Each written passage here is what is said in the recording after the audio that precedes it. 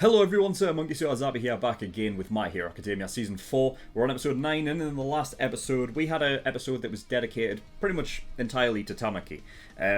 Which I'm absolutely fine with, because at the moment, his power, is kind of up there in one of my favourites. Because I just think the ceiling is, so high in regards to, what he can actually do with his quirk. There's so many variables that he can mix and match together to create, just whatever he wants. And the fact is that it doesn't even have to be anything related to food. It can just be he ate a crystal, and because of that he gained attributes that the crystal had. So it's not even limited to just food items that he can eat, which is unbelievable. But I mean, I didn't say it in the discussion for last episode, because I actually forgot. I did write it down though. The use of the United States of Smash music for the in that episode, I don't think fit. And I don't want the song to really be overused, and I hope it isn't, because it's one of those that kind of leave it for certain moments that call for it. I don't think that moment really called for it, but whatever. If I'm taking any negative from the show, that was it. And it's just a minor sort of gripe I had with it, but I had to talk about it here because I forgot to talk about last episode. But yeah, regardless, it was nice to see Tamaki sort of getting his time to shine and overcome everything that he was dealing with, self-confidence and everything like that, and of course his companionship with Mirio and things like that. He asked Midoriya to go look after him because he'll do too much. But I mean, at the end of the day, I don't know how far Mirio's ahead. With his quirk, he's quite far ahead, and they still need to contend with the whole mimic thing, and get through to where the likes of Mirio is. So yeah, I mean, but anyway, I don't think I have anything else to really talk about. So yeah, we're just going to get into episode 9 and see what we get. So yeah, you can do that by going down in the description, and the reaction link will be there. Also, if you do want to watch this in full length, then you can do by going over to my Patreon page and becoming a full length tier patron, and then you can watch the full thing unedited. So yeah, enjoy that if you want. But yeah, there's nothing else to really talk about, so we're going to get in episode 9 and see what we get. So without further ado, let's go.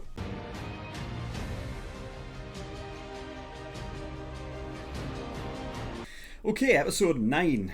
Wow. That was great. That was a great end to that episode. And yeah, we've got the backstory from what was happening with Kirishima beforehand. And he did actually go to the same school as Ashido was, which I thought was. It looked like it from behind, and obviously the horn thing the horns that you had. I was like, that's definitely Mina. So yeah, I don't know. I can see people being like, well, that's a new ship on the cards right there. But yeah, that was really nice. That was cool. Fucking Kirishima having completely different hair. I mean, he had hair like I used to have when I was at school. Wasn't far off from that. And yeah, I've loved these Kirishima episodes. Because they've really pushed him up to that sort of echelon of the characters that I care for the most. And the backstory with him is been good. It's been nice to witness. And I also noticed as well that they're doing a sort of with Deku, it's interesting because he is a sort of this kid who's very timid but wants to do the right thing and jumps in without thinking, whereas with Kirishima it's kind of the opposite, where he's followed Crimson Riot, and that's his favorite hero, and he says that to be bold and manly, yet Kirishima would struggle to go in and jump in. So it's interesting, the very sheer opposite of what Deku and Kirishima actually what they do. Of course, that not being the case anymore, because Kirishima has, he's overcome that, so that's really nice to see. And it's nice to see characters that, they look up to certain heroes that aren't All Might, I mean, I love All Might, and everyone loves All Might, and he's because he's fucking incredible. But, it's nice to see, it not just be a case of oh, well, I look up to All Might because he's the greatest hero. I like that there are there are other heroes that, people will, you know, like Kirishima, will love Crimson Riot for that, like, for those reasons, you know. And it's not just because they're the best hero, but because, you know, like, that's what you want to envision yourself as. So yeah, I really like that. It's cool. So yeah, at the very beginning there, we had Tamaki, who was knocked out due to sustaining, you know, too much damage. Yeah, and you know, he did take a beating, but I think he's just knocked out. I don't think he's in any real serious trouble. And he used neurotoxin on the three guys anyway, so I don't think they're getting up before Tamaki. And even then, I think, you know, when all's said and done, he'll be fine. So yeah, they were talking about how Mimic might have like eased up on the building, but then they went back to the whole thing of like, well, maybe he's just focusing on the police. He kind of was, and then he went to see what happened with the other guys of the Hasaikai that Tamaki fought and beat, and then went straight for Aizawa, because, you know, like, I guess Mimic just has some real vendetta against Aizawa, because, I mean, he cried out basically saying that it was his fault. I mean, Aizawa definitely, he had a hand in it, of course, but, you know, it's interesting. It makes me think that Mimic might have something purely against Aizawa, like some character, like, you know, just like reason for like hating Aizawa. I wonder, because otherwise there didn't seem to be much reason to believe that it was Aizawa's fault. He just kind of just said it was. But yeah, so he came out of the wall, attacked him. Both Kirishima and Fat Gum jumped in. I thought it was, because when I was looking at the, like, you know, the wall essentially like coming at like Aizawa, and it was about to like fucking, you know, push him into the wall, I didn't see that there would be a hole there. So I guess Mimic just opened it up before he pushed them in. You know, but yeah, I mean, I was thinking before, obviously, we realised that Kirishima was there, I was thinking that because it was just, it looked like a flat wall. Like, I know there was like an indent or whatever, but I didn't see that was a hole leading to, like, you know, down a tunnel into the room that they ended up in. I thought it was just a wall, so I was thinking it was going to, like, compress Fat Gum, and he, you know what I mean? Because it would be interesting, like, stuff like that. Like, because obviously he can absorb, right? He's got this fat absorption thing. So, like, for, you know, hits that he's taken that don't have such a big surface area, like, you know, like fists and stuff, I can imagine it being absorbed. But, like, what happens when something, like, hits him that's bigger than him? You know what I mean? And, like, cause, like, if he was to get squeezed against a wall, like, what would happen? You know? Because it's like fat absorption, but, like, if it's something that's bigger than him, like, for instance, I don't think it's as simple as, like, it's not like Elastigirl from The Incredibles, you know what I mean? Like, I don't think, like, he can, like, you know, be compressed infinitely, you know. So yeah, but yeah, I mean, I love the fight, how it's sort of, because they set up from the very beginning of the fight of the whole shield thing, right, and the spear and shield thing, and, you know, the guy Tengai, he said basically that those were two shields, right? They're defensive quirks that don't really help them, you know, attacking more than they do defense. Little did they, well, clearly they didn't do their research on Fat Gum's attack, because that was a fucking incredible attack. So it ended up being a shield, a spear and shield versus a shield and shield that turned into a spear and shield versus a spear and shield. You know, you had Kirishima, who obviously, you know, after the flashback, you know, what he heard Crimson Riot talking about made all sense in the world to him. He comes back, he gets in front, he becomes the shield, while Fat Gum becomes the spear. So he can absorb all of the energy that is given to him with the fat absorption, and then he can release it at a certain point. What I'm thinking is that it's not like a... Because I was trying to think about it, and it's like, well, wait a minute, how does it work? Is it like... Is it a case of, like, after he's obviously, after this fight and everything like that, would he just balloon back up to that? But I think he actually, like, used up all of that fat. Like, all the energy that, you know, he got given and all of those punches and everything like that absorbed into all of the fat, and then basically he released all of the fat and the energy all at once in that punch, and that's why he became, obviously, You know, like his form suddenly just changed. And I think it's going to be a case of like he has to like eat to get back up to that point. You know, it's an interesting sort of like it's an interesting thing that he's able to dish out so much punishment in one blow, but the drawback is that he would have to, you know, eat loads of shit to get back up to that. You know, so that he can pull off like that kind of move again.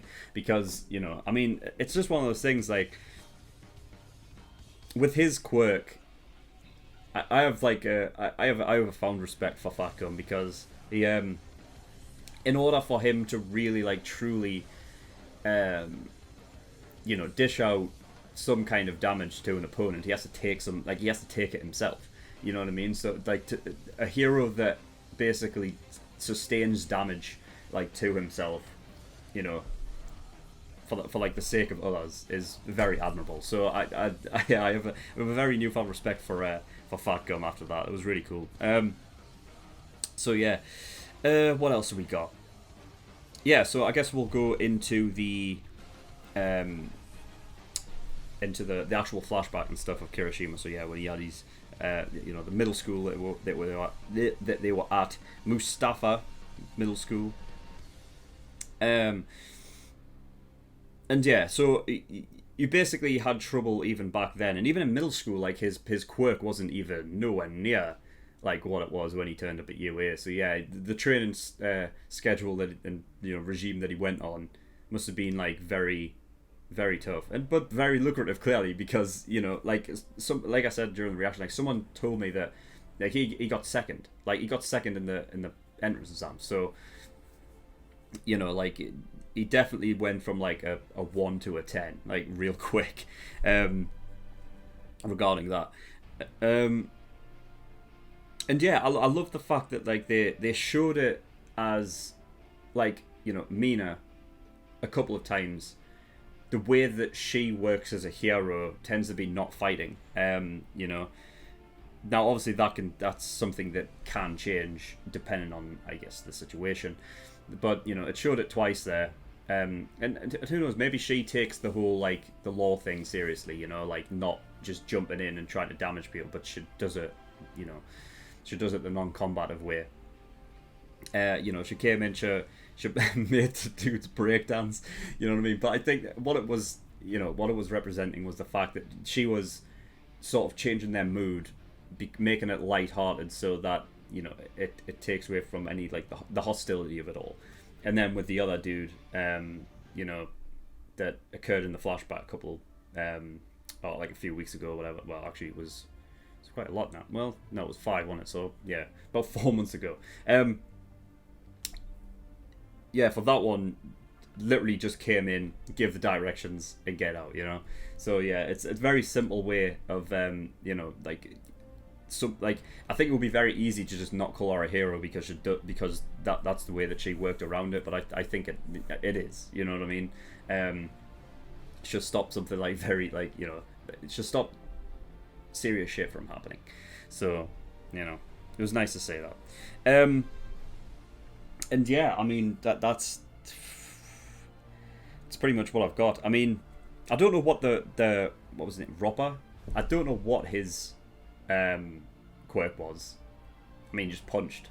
But, you know, I guess that's that. It just, yeah, I don't know. It was never really said either. At least with the shield, it was kind of like self-explanatory. But, you know, with Ropper's quirk, I have no idea. I thought that maybe his punches, and I don't know really what made me thought of this, whether it was like the sound effect or like the way that like he was punching. It sort of looked similar to like Deku's like his soles, I think on his shoes that, you know, bounced back and hit again. It kind of like reminded me of that, and that's what he had. So basically, he, instead of like one big punch, you know, it would either translate into 2, or like it would just, I don't know, increase some sort of like speed or power within his punches. I don't know. But then if that was the case, I feel like it would be like support items that's just not his quirk, and his quirk is something different. But either way, we didn't get an answer as to really what they were. You know, but yeah, that was that. And yeah, some of the other guys that Centipede and Bubble Girl apprehended, it was interesting hearing them talk about, like what this was about, and it's like the sane thing to do was for us to attack, and then they talk about how the older guy, so Overhaul's dad, who's sick and basically unable to do anything. He was like obviously the original, the boss like beforehand, and that some of these guys, and I would think that a lot of them actually they don't respect Overhaul or the way that he works. The older guy, his father, respected the old ways and wanted that to be the case. Overhaul obviously doesn't see it that way, and he's trying to change things of his own accord and do things his own way. But a lot of them don't really like the fact that that's the way that it's going. It seems like the only ones that really have Overhaul's back are the ones that have the masks and stuff like that. Whereas like all of the just like the straight up goons, it seems like like the I guess like the proper like sort of just straight up Yakuza members, they preferred like doing things the way that the older guy did. It's interesting as well, like that they were talking about how they know. I think that I don't have the exact quote. It was something that the reason why the old boss is bedridden is down to Overhaul. So Overhaul's done something. I mean, we know that he can. What's the exact words? Because I did write it down. Don't know what it was. Episode 6, is that what it was? Yeah, so disassemble and reassemble, that's what I was talking about. So the fact is he can disassemble and reassemble, and you've got to wonder, like, to what degree. Like, because could he really...